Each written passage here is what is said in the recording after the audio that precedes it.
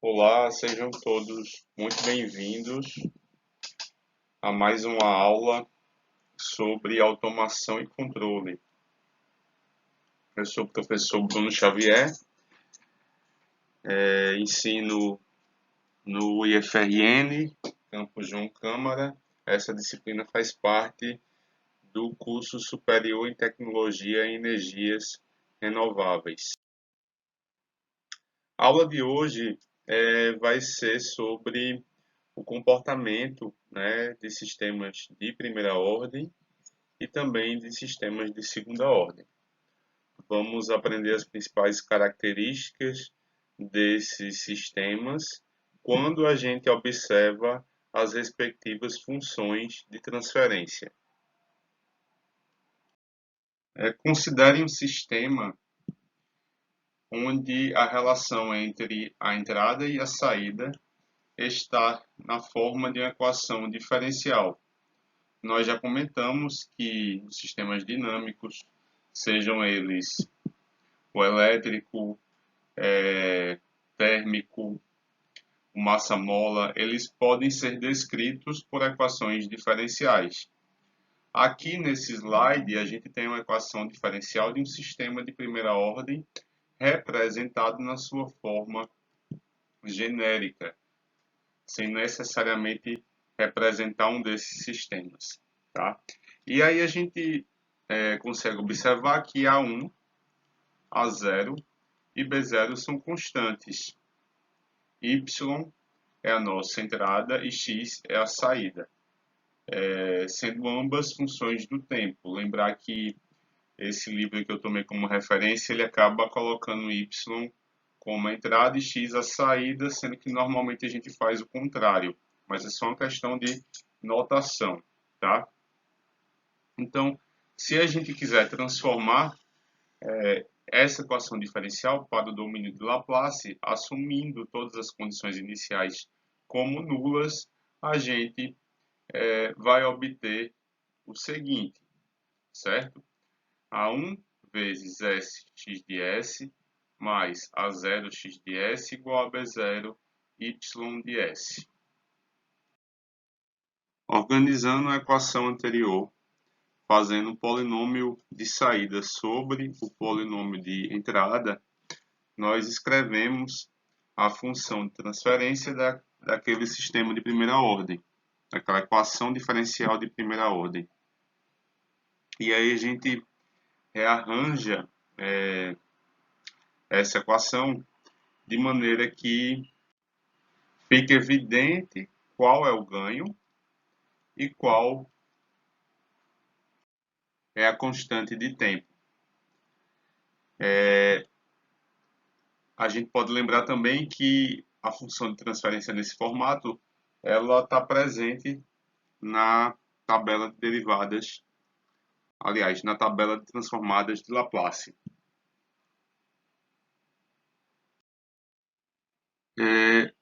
Quando a gente submete esse sistema de primeira ordem a uma entrada de degrau unitário, cuja transformada de Laplace a gente pode lembrar que é 1 sobre S, a transformada de saída vai ser a função de transferência pelo degrau, né? Então a gente obtém essa saída.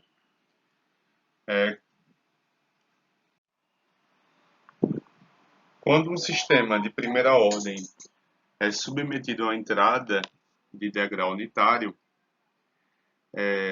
que a gente pode lembrar que é 1 sobre S, a transformada de saída a gente pode obter multiplicando G de S por Y de S, como a gente faz aqui, onde a gente chega que é igual ao ganho sobre S vezes tal de S, que é a constante de tempo, vezes S mais 1.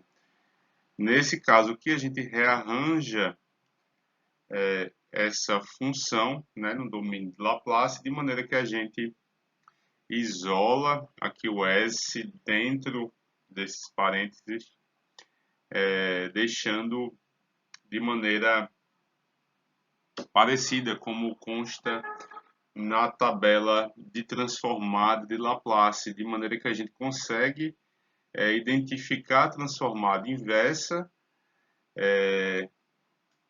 encontrando que a saída, né, a resposta ao sistema de primeira ordem, quando um degrau é aplicado, vai ser igual ao ganho vezes, abre parênteses, né, 1 menos a exponencial de menos t sobre tal. Então, a gente tem este comportamento. Então, gente, citando um exemplo que se encaixa, né, lá naquela equação mais genérica de sistemas de primeira ordem, seria de um circuito RC, tá? Um circuito que tem um capacitor em série com um resistor. A gente pode observar que a equação que a gente vai obter para encontrar a tensão sobre o capacitor é muito parecido com aquela equação mais genérica que apresentamos anteriormente. Então, considere um circuito que tem uma resistência R em série com capacitância C. A entrada do circuito é V e a saída é a diferença de potencial no capacitor. A equação diferencial que relaciona entrada e saída é V igual a RC, R, valor da resistência, vezes o valor da capacitância, derivada da tensão no capacitor em relação ao tempo, mais a tensão no capacitor. E aí o slide ao final diz, determine a função de transferência. Mas antes disso, como é um circuito simples, vamos obter essa equação explicando passo a passo. Então, pessoal, vamos desenhar aqui o circuito. Né? A gente tem a tensão, a fonte de tensão alimentando o circuito RC, isto é, com o capacitor, né? E com o resistor. Capacitor com valor de capacitância C e um resistor com valor de capacitância R, né? A saída desejada que a gente vai medir, né? Mensurar, é a tensão sobre esse capacitor. A nossa entrada tem um valor V, né? Então, existe uma corrente fluindo aqui nesse circuito, que vai ser justamente a corrente que passa no capacitor.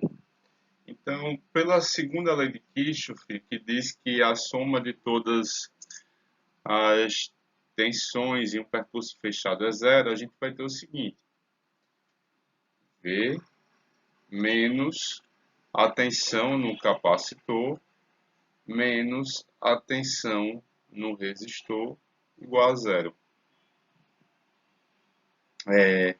Isolando aqui a entrada, né, a gente vai ter o seguinte: tensão no resistor mais tensão no capacitor. Ou seja, com o passar do tempo, né, sempre a tensão na entrada é igual à soma das tensões no capacitor e no resistor. A gente sabe pela lei de Ohm que a tensão no resistor vai ser resistência vezes corrente, né? E a gente viu que a corrente que passa no resistor é a mesma corrente que passa no capacitor. Então, a gente sabe que a corrente que passa no capacitor é igual a C sobre a derivada de tensão no capacitor em relação ao tempo, mas então a gente chega na equação diferencial de primeira ordem. E para a gente encontrar a função de transferência, a gente vai transformar essa equação para o domínio de Laplace. Então, tomando a transformada de Laplace, com todas as condições iniciais assumidas como nulas, a gente chega nessa relação de entrada e saída. A gente, colocando em evidência a tensão no capacitor, que é a saída desejada, a gente consegue estabelecer uma relação entre saída e entrada, obtendo a função de transferência para esse sistema de primeira ordem, que é um circuito RC. Então aqui a gente tem a nossa função de transferência.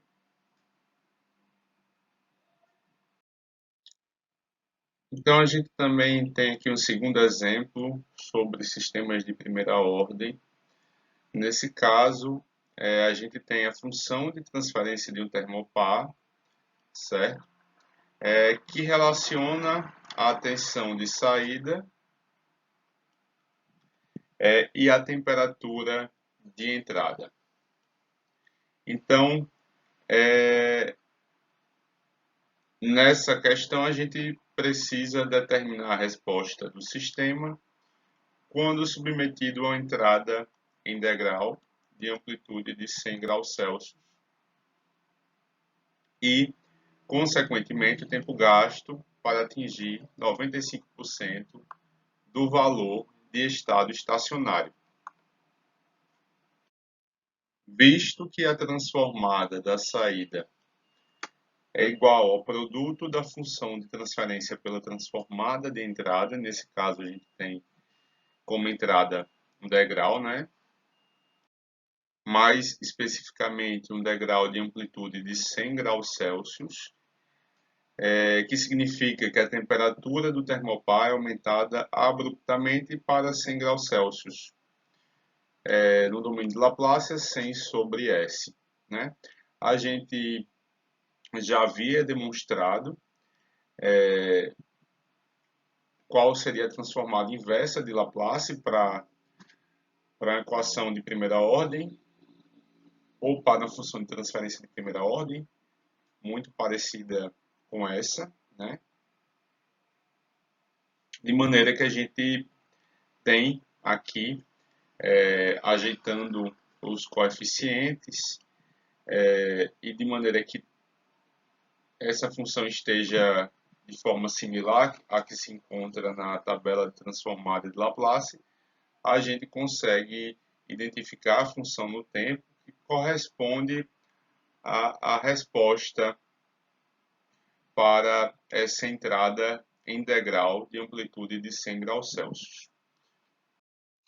Então, gente, aqui a transformada inversa do Laplace que a gente obteve ao submeter o sistema a uma entrada em degrau, né, no caso de ganho 100, significando que se a gente aumentar 100 graus Celsius de forma abrupta, né, como é que a saída, né, que a tensão desse termopar vai responder, né?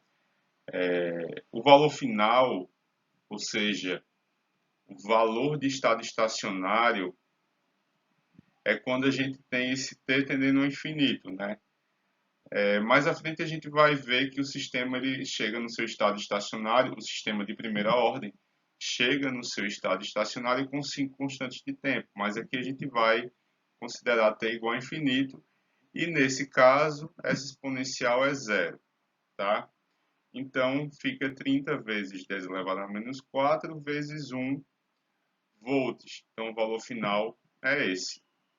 Vai ser esse o valor de tensão que a gente vai ter no termopar ao variar essa quantidade de temperatura.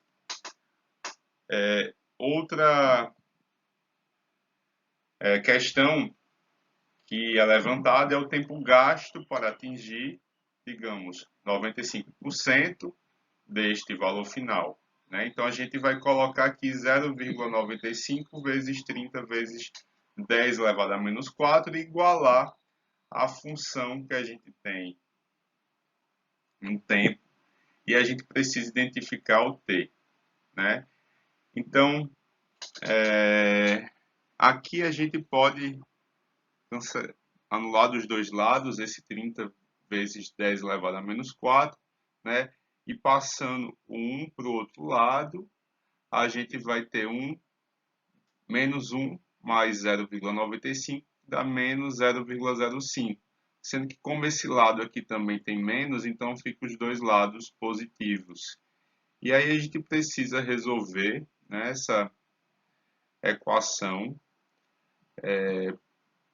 de maneira que a gente eleva os dois lados ao logaritmo,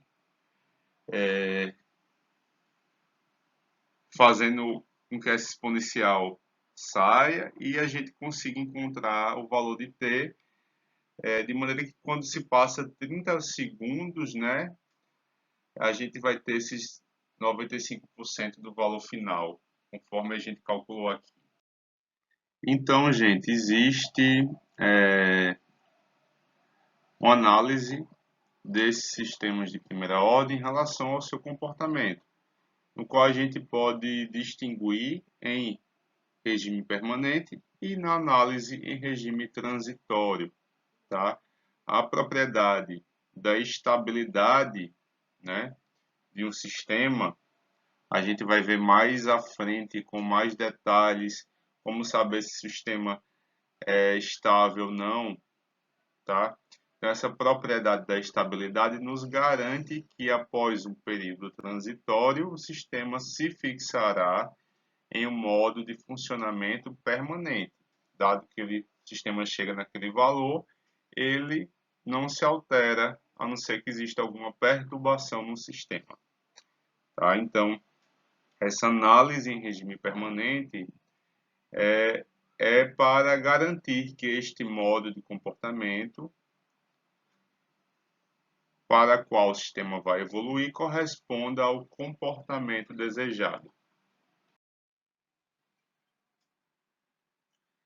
E aí, um sistema de controle é útil porque permite ao engenheiro ajustar o comportamento da saída a partir do sinal de entrada. Ainda nessa análise em regime permanente, a gente pode definir o que é o erro estacionário ou o erro de regime, certo? Que é a diferença entre os sinais de entrada e de saída depois que todos os sinais transitórios decaíram, deixando apenas a resposta permanente no sinal de saída.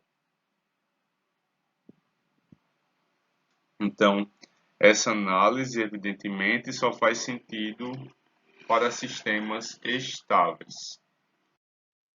Então, para um sistema em malha aberta, a transformada de Laplace do erro vai ser a entrada menos a saída. Sendo que a gente sabe que a saída, né, CDS, vai ser igual à função de transferência vezes a entrada. De maneira que a gente vai ter o seguinte, vou escrever aqui, vai ter isso aqui, R de S menos R de S vezes G de S. Então, se a gente coloca em evidência o R de S, a gente consegue identificar o erro. Então, para calcular o valor estacionário do erro, utiliza-se o teorema do valor final da transformada de Laplace, que, caso a função esteja no domínio do tempo, é fazer o t tender ao infinito. Caso se esteja no domínio de Laplace, vai ser fazer S vezes E de S tendendo a zero. Utilizando a entrada degrau unitário para efeito de comparação, obtém-se para o sistema em malha aberta, né? Ou seja, a gente vai fazer essa entrada igual a 1 sobre S, e aí nesse caso a gente vai ter o seguinte, como a gente vai ter S tendendo a zero, né? A gente vai substituir a função de transferência o S da função de transferência por zero. Então a gente chega para um sistema em malha aberta um erro estacionário de 1 menos G de zero, fazendo o S igual a zero para a função de transferência.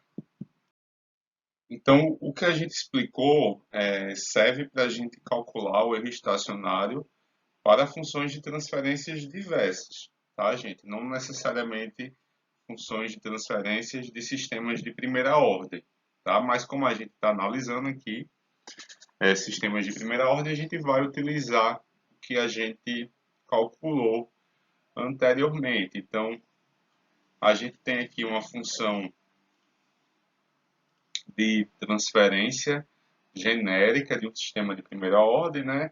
E fazendo S igual a zero, a gente vai ter que o G de zero é igual a K. Então, o erro de estado estacionário em malha aberta para sistemas de primeira ordem é 1, menos K, que é o ganho. E qual é o erro do sistema? Em um sistema em malha fechada, mais especificamente, um sistema com realimentação negativa unitária. Eu vou representar aqui esse sistema em diagrama de bloco, já que a gente viu esse assunto de forma imediatamente anterior, na aula anterior, né? Então, o sistema em malha fechada, nesse caso aqui, consistiria no seguinte. A gente tem a entrada, RDS, né, a função de transferência, e nesse caso aqui a gente tem uma realimentação unitária, tá? E aí a gente viu que a função de transferência para esse sistema em malha fechada vai ser igual a G de S sobre 1 mais G de S, tá? Então vocês já viram isso na aula anterior. Então a gente tem aqui essa representação, tá, pessoal? Utilizando a função de transferência em malha fechada. Que resolvendo isso aqui, nos vai dar o seguinte.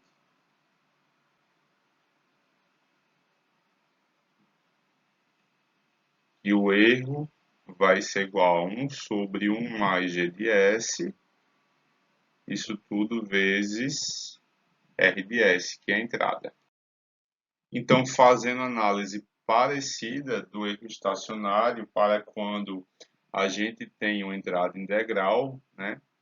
A gente vai ter que o erro de estado estacionário vai ser 1 sobre 1 mais G de zero, ou seja, a gente vai substituir na função de transferência o valor zero, o S por zero. E já que a gente conseguiu definir qual é o valor de erro estacionário, tanto para um sistema em malha aberta como um sistema em malha fechada, de sistemas de primeira ordem, né, a gente pode citar algumas vantagens e desvantagens, certo? Então, no sistema em malha aberta, pode-se calibrar o sistema de forma que o G de zero, né, seja igual a 1. Mas durante a operação do sistema é inevitável que os parâmetros da função de transferência, né, a gente tem que o sistema dinâmico, a tendência é que os parâmetros mudem por envelhecimento do sistema e por outros fatores, certo? Por outras mudanças das condições ambientais. Então, como se trata de um sistema em malha aberta, o erro estacionário permanecerá diferente de zero até que o sistema seja recalibrado. Já um sistema em malha fechada continuamente monitora o erro e gera um sinal de entrada para a planta de forma a reduzir o valor de regime do erro. Então, por exemplo, tá? Para a variação de 20% do parâmetro K em um sistema em malha aberta. A gente vai ter um erro, uma variação do erro de 20%. E quando, por exemplo, aqui um sistema em malha fechada, quando a gente tem a mesma variação do K em 20%, né, a gente vai ter um erro, uma variação do erro bem menor, de 0,21%. Então a gente pode concluir que o sistema em malha fechada ele é mais robusto, né? As condições dele permanecem praticamente inalteradas, dado que algum parâmetro se modifique, conforme a gente explicou, ou por alguma condição ambiental, ou por envelhecimento do sistema. Então, aqui nós temos um sumário das fórmulas de cálculo do erro atuante estacionário, no qual na primeira coluna a gente tem o tipo de sistema, né? E aqui a gente tem os tipos de entrada que a gente pode aplicar a esses sistemas. É importante salientar que o tipo de sistema não está para o grau do sistema, tá? Esse sumário aqui serve inclusive para sistemas de ordem superior, ou seja, não precisa ser necessariamente sistemas de primeira ordem, tá? O tipo do sistema é a quantidade de polos que a gente tem na origem, certo? Então os polos, a gente olha para o denominador da função de transferência, que são as raízes desse denominador. Então, por exemplo, se a função de transferência é 1 sobre s ao quadrado, a gente tem dois polos na origem, então a gente diz que o sistema é de tipo 2. Não confundir o tipo de sistema com a ordem, com grau, a ordem do sistema, certo? E nesse caso, por exemplo, significa que se a gente aplicar uma entrada integral para esse sistema de ordem 2, certo? A gente vai ter um erro 0 para essa entrada integral, um erro 0 para a entrada em rampa, certo? E para a entrada em parábola, um erro de 1 sobre K de A. Então, pessoal, a partir de agora, nós vamos analisar os sistemas de primeira ordem em regime transitório. Então, a gente já conhece, né, como a gente pode representar um sistema de primeira ordem, tanto por meio de equações diferenciais, assim como na sua respectiva função de transferência, certo? Que está enfatizando, né, no domínio de Laplace. O denominador da função nos aponta para os polos do sistema. A gente já falou aqui algumas vezes que os polos do sistema são as raízes desse denominador. Então, por exemplo,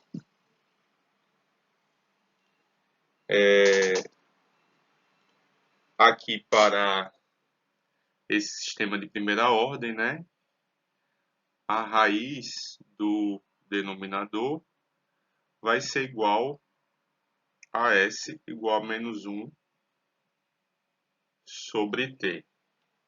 Conceitualmente, os polos do sistema são aqueles valores para os quais faz a função de transferência tender ao infinito. Ou ainda, os valores para os quais esse denominador fica nulo, né? Então, se a gente substitui aqui esse S por menos 1 sobre T, fica menos 1 mais 1, 0, ou seja, a função de transferência tende ao infinito, para o caso desses sistemas de primeira ordem. Então, reafirmando, os polos do sistema são aqueles valores para os quais o S faz a função de transferência tender ao infinito. E nesse caso, para o sistema de primeira ordem, o polo, né, utilizando esse modelo aqui, é igual a menos 1 sobre t. Suporemos um t maior que zero, que garante a estabilidade do sistema. E aí vocês podem me perguntar, como assim, professor? Como assim garante a estabilidade do sistema? É importante lembrar que os polos eles podem ser tanto reais quanto números complexos, tá? E a gente pode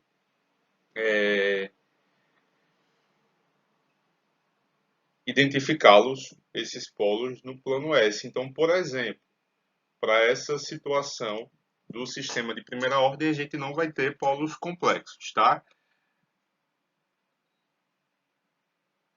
Mas se a gente desenha aqui o plano complexo, aqui a gente tem o eixo imaginário e aqui a gente tem o eixo real. Para um t maior que zero, sempre esse S ó, vai estar aqui no semiplano, a depender do valor de t, né? Vai estar aqui. Tô marcando aqui várias situações, né? Para quando t é maior, a gente tem o polo mais próximo aqui da ordenada, né? Quando o t, né, é menor, a gente tem o polo mais distante do eixo da ordenada. Nesse caso aqui, para o t positivo, a gente sempre vai ter esse S aqui no semiplano esquerdo, tá? Então, nessas situações em que a gente tem todos os polos do sistema no semiplano esquerdo, a gente diz que o sistema é estável, tá? Para uma análise inicial, faremos k igual a 1, né? Em uma situação onde k é diferente de 1, a gente multiplica o sinal de saída calculado por k. E aí o comportamento de um sistema de primeira ordem, pessoal, até ele chegar na sua estabilidade, ou seja, naquele momento em que, dado que a gente tenha aplicado um degrau, por exemplo, a esse sistema, ele não vai se alterar mais, né? Ele fica ali próximo do mesmo valor, ele chegou no seu regime permanente, certo? E aí a gente pode observar que essa função aqui está para justamente a função que a gente encontra quando a gente, quando a gente faz a transformada inversa de Laplace desse sistema de primeira ordem, que que é essa aqui. A gente viu que é y de t igual a k1 menos e elevado a menos t sobre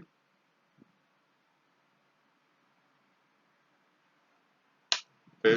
Então, observe, se a gente for lembrar do comportamento de uma função exponencial, a gente tem justamente esse comportamento desse gráfico, tá? E aí a gente pode fazer uma análise e observar. Se a gente for fazer alguns testes, a gente vai observar que para um sistema de primeira ordem, ele estará aproximadamente estabilizado após decorrido um tempo equivalente a 3 constantes de tempo, caso se utilize uma tolerância de 5% daquele valor final, né?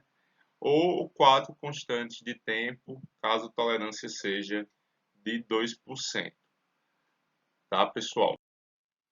Então, quanto maior a constante de tempo, mais lentamente o sistema atinge a estabilização.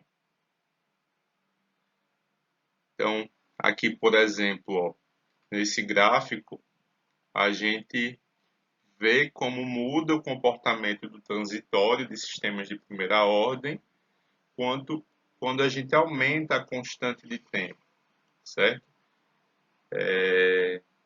Aqui nessa linha de baixo, a gente observa que vai demorar mais tempo para o sistema chegar a seu período de estabilização, certo?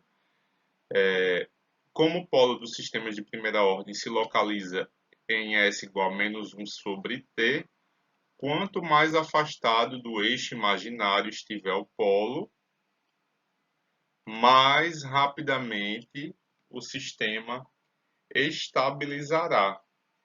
Foi o que a gente falou no slide anterior, né? Para um polo, né, mais afastado do eixo imaginário, significa que a gente tem um tempo,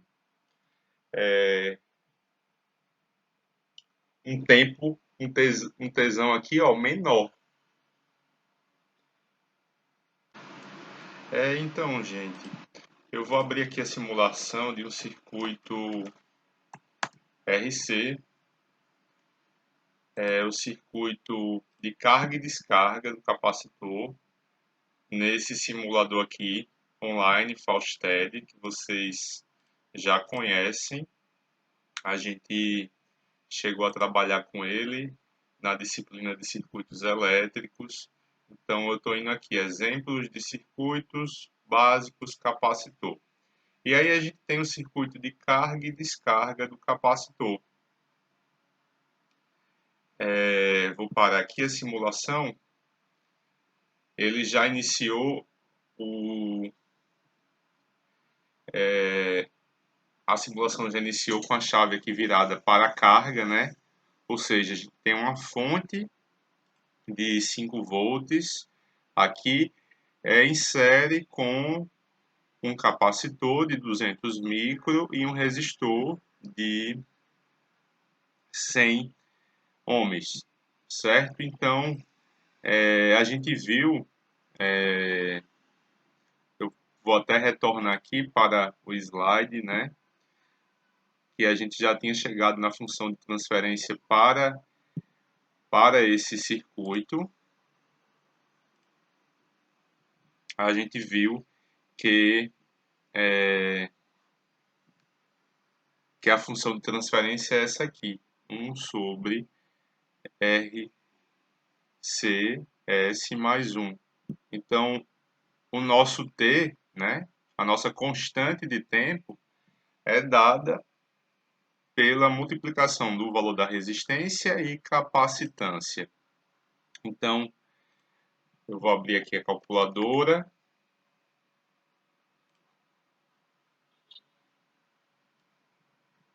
Então, a gente tem 200 micro, né, 200, na verdade, 200 micros, né, 10 elevado a menos 6 vezes 200 vezes a resistência. Então, a gente tem 1, 2, 3, 20 mili, 20, a nossa constante de tempo dura 20 milissegundos, né? E aí, se a gente for observar aqui,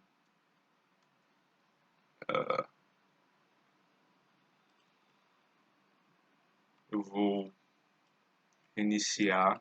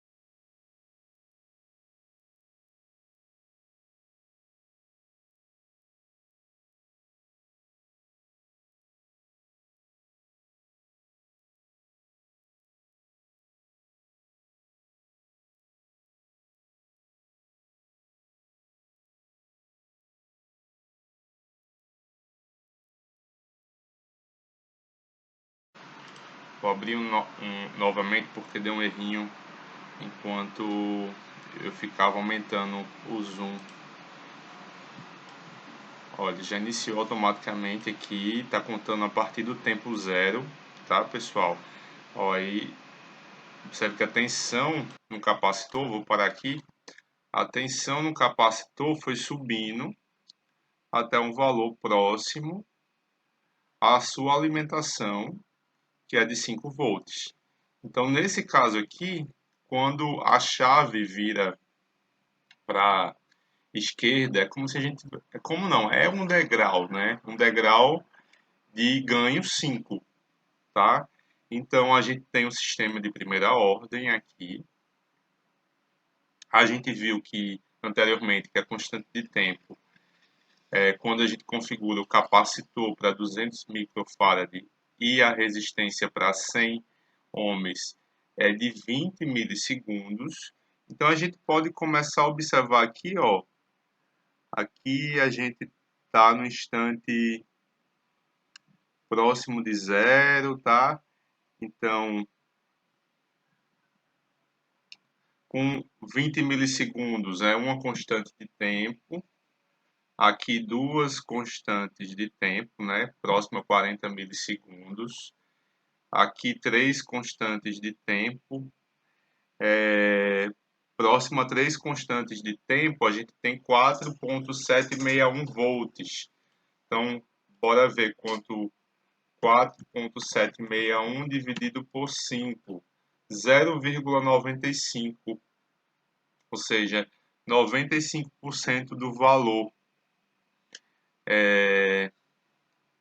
Aqui a gente tem quatro constantes de tempo, já está bem mais próximo do seu valor final, tá, gente? Então a gente pode comprovar, né, o que a gente havia falado sobre o comportamento de sistemas de primeira ordem, que é definido principalmente pela constante de tempo, né? No caso de um sistema elétrico aqui no circuito RC, a gente tem que são os valores da capacitância e da resistência que definem essa constante de tempo.